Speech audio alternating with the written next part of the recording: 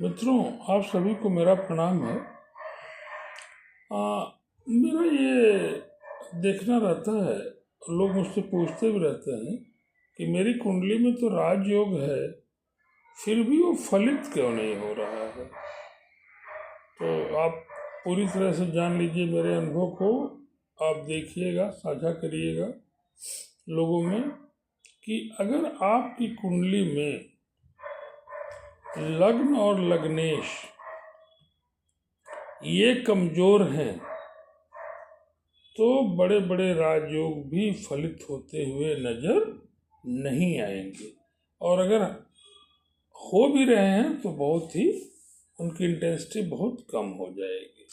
कल ही मैं एक कुंडली देख रहा था, इतनी पावरफुल कुंडली थी वो कि सूर्य वर्गोत्तम लग्न में बैठे हुए 9 ग्रहों में से 5 ग्रह या तो उच्च के थे और या तो ये अपने घर के थे, डिग्री वाइज वेरी नाइस थे। फिर भी जीवन भर शुरू से ही स्ट्रगल, नो डाउट एक लेवल के बाद नौकरी वगैरह तो अच्छी मिल गई, लेकिन बहुत सारी परेशानियां हैं। मोर देन 40 ईयर्स हो गई हैं और मैरिज नहीं हुई है।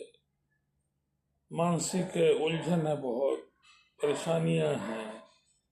फिर ये होता है, उनका भी क्वेश्चन था कि सर 5 ग्रह मेरे एक ज्योतिषी कहते हैं कि इतने शानदार हैं, लेकिन मेरा लाइफ तो बहुत ही कष्टपूर्ण रहा है, और कारण क्या इसका है। तो मैंने देखा कि एक ही कारण समझ में आया कि लग्न और लग्नेश बोथ आर वेरी इंपॉर्टेंट। लग्न के लॉर्ड 8th हाउस में थे, डिग्री वाइज कमजोर थे, लग्न भी कमजोर थी, कहीं कोई लग्न को सहारा नहीं था। लग्नेश के ऊपर भी कोई बड़े ग्रह की, उनके मित्रों की दृष्टियां नहीं थी। तो निचोड़ यही है। कल का भी ये देखा, ऐसे बार बार मैं देखता हूँ। एक और भी कुंडली थी, उसमें लग्न और उनके लग्नेश शुक्र दोनों ही बहुत कमजोर थे डिग्री वाइज।